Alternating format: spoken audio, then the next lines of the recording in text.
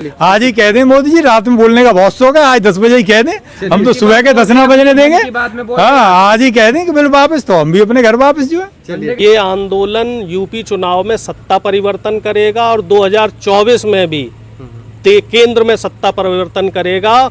और ये जो आंदोलन है ये अब तक दुनिया का सबसे बड़ा आंदोलन हो चुका है, क्योंकि इस समय जो लड़ाई है वो दो तरफा लड़ाई है। एक तो हमारी कॉरपोरेट घराने से लड़ाई है और दूसरी भारतीय जनता पार्टी की जो सामंतवादी विचारधारा है, इस विचारधारा से लड़ाई है। अब जिस भी क्षेत्र में देख लें, हर क्षेत्र में बीजेपी जमाखोरों को और दलालों को बढ़ावा दे रही है। इससे आम आदमी का नुकसान हो रहा है, किसानों का नुकसान हो रहा है और युवाओं का नुकसान हो रहा है।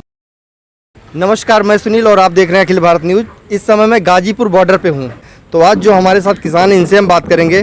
किसान यहाँ सड़कों पे बैठा हुआ है, तो आइए हम बात करते हैं यहाँ के लोगों से। कैसे हैं आप? बढ़िया। बॉर्डर पे काफ़ी मतलब माहौल वैसा हो गया, ढीला ढीला सा? नहीं, ढीला माहौल नहीं है। अब यहाँ हम लोगों की जो रणनीति है वो बदल रही है। जो हमारे किसान नेता हैं, संयुक्त किसान मोर्चा के जो पदाधिकारी हैं, उन लोगों ने एक रणनीति ये बनाई है कि अब जिन राज्यों में चुनाव होने वाला है तो उन सभी राज्यों के हर जिले में, हर ब्लॉक में और हर तहसील में जाके हमें किसानों को जागरूक करना है। क्योंकि अभी बहुत सारा हिस्सा ऐसा है रूरल एरिया का जहाँ पे किसानों को अभी पूरी हकीकत नहीं मालूम है, क्योंकि मीडिया इस चीज़ को नहीं दिखा रहा है। मीडिया जो एक नैरेटिव तैयार कर रहा है वो नेगेटिव नैरेटिव तैयार कर रहा है किसानों के लिए पिछले 9-10 महीने से।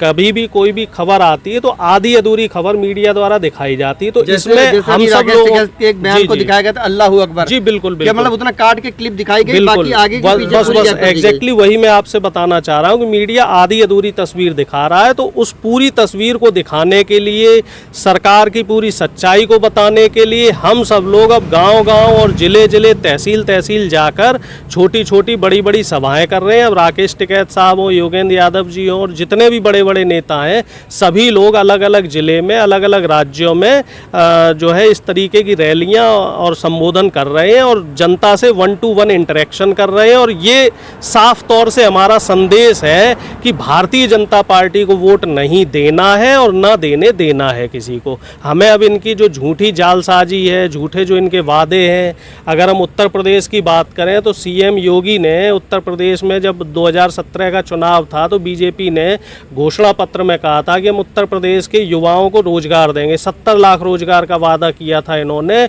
और अभी तक आप देख लीजिए कि उसका 10% रोजगार भी नहीं दिया है। और जो भी वैकेंसी इन्होंने अभी तक भरी है उन वैकेंसी में धांधली देखने को मिली है। पिछड़ी जाति के, अनुसूचित जाति के और अनुसूचित जनजाति की 50,000 से ज़्यादा वैकेंसी ऐसी हैं अलग अलग जिनमें धांधली हुई है और सीधे तौर पर अनारक्षित वर्ग को वो जो सीटें हैं, वैकेंट सीटें, वो उनको दी गई हैं। और कई जगह ऐसा मामला देखने में आया है जो ईडब्ल्यूएस कोटा होता है। ईडब्ल्यूएस कोटे में नेता विधायक के भाई, भतीजे और उनके रिश्तेदारों को नौकरियां दी गई हैं। तो ये सरकार जो है ना, ये धांधलेबाजियों लोगों की सरकार है। ये पूरी तरीके से कहा जाए तो बड़े बड़े पूंजीपतियों की और उद्योगपतियों की सरकार है। और हमारी जो लड़ाई है, जितने भी किसान हैं यहाँ पे या आम आदमी है, हम सब लोगों की इस समय जो लड़ाई है वो दो तरफा लड़ाई है। एक तो हमारी कॉरपोरेट घराने से लड़ाई है और दूसरी भारतीय जनता पार्टी की जो सामंतवादी विचारधारा है, इस विचारधारा से लड़ाई है। जो पूंजीवादी विचारधारा है, इस विचारधारा से लड़ाई है। संविधान को बचाने की लड़ाई है और आम आदमी के हक को बचाने की लड़ाई है। तो आपको लगता है कि ये किसान आंदोलन ये यूपी चुनाव के पहले ख़त्म हो जाएगा?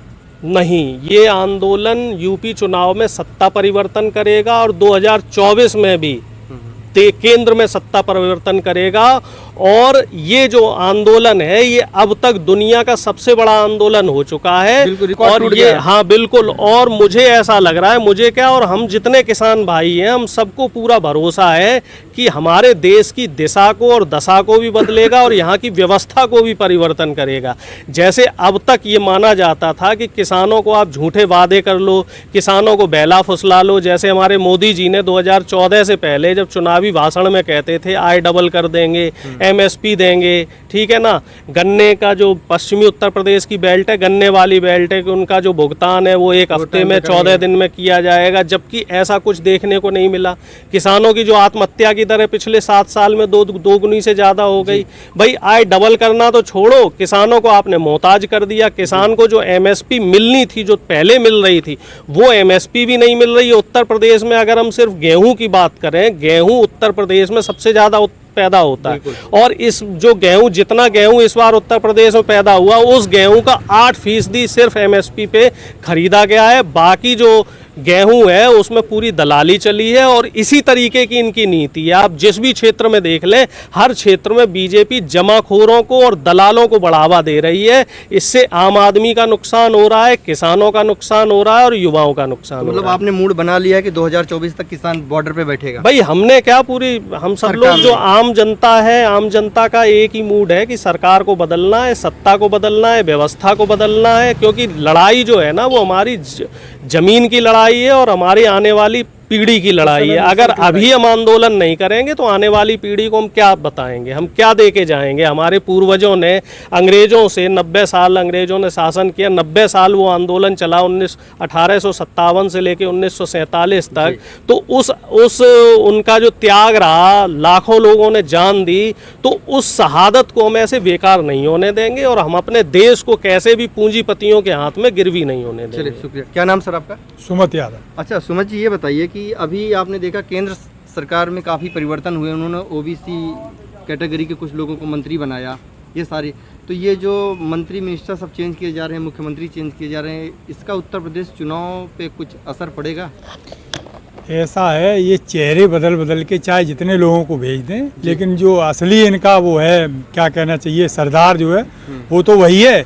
तो ये तो उसके प्यादे हैं, अब प्यादे बदलने से कुछ नहीं होगा।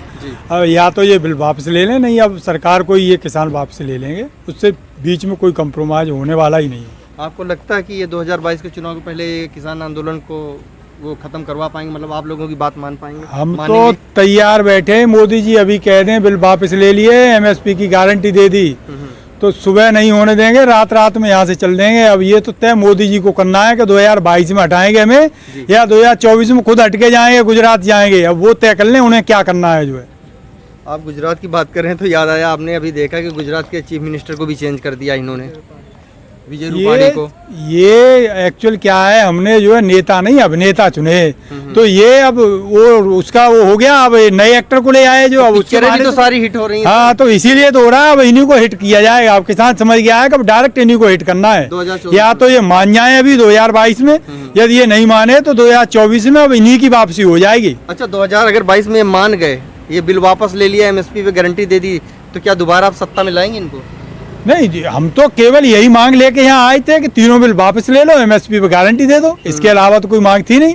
ये हमारी मांग आज ही मान लें तो हम तो आज ही उठ के चल देंगे। इससे ज्यादा तो हमें कुछ सोचना विचारना है ही नहीं। जो है, अच्छा, हाँ, तो मतलब अगर मेरा सवाल था कि अगर ये बिल वापस ले लेते तो दोबारा सत्ता में इनको मौका देंगे क्या? ना, वो आगे की आगे सोची जाएगी। अच्छा। जो जिस मुद्दे को हम लेके आए, अभी तो हम फिलहाल उस मुद्दे पे बात कर रहे हैं। जो है, हाँ, आगे की आगे सोची जाएगी। जो फिलहाल में तो हम जिन मुद्दों को लेके बैठे, ये वापस ले लेते हैं, तो हम तो सुबह को उठ के चल देंगे यहाँ से। जो है, आज ही कह दें मोदी जी, रात में बोलने का बहुत शौक है, आज 10 बजे ही कह दें, हम तो सुबह के 10 ना बजने देंगे। हाँ, आज ही कह दें कि बिल वापस, तो हम भी अपने घर वापस। जो है, बहुत बहुत धन्यवाद हमसे बात करने के लिए।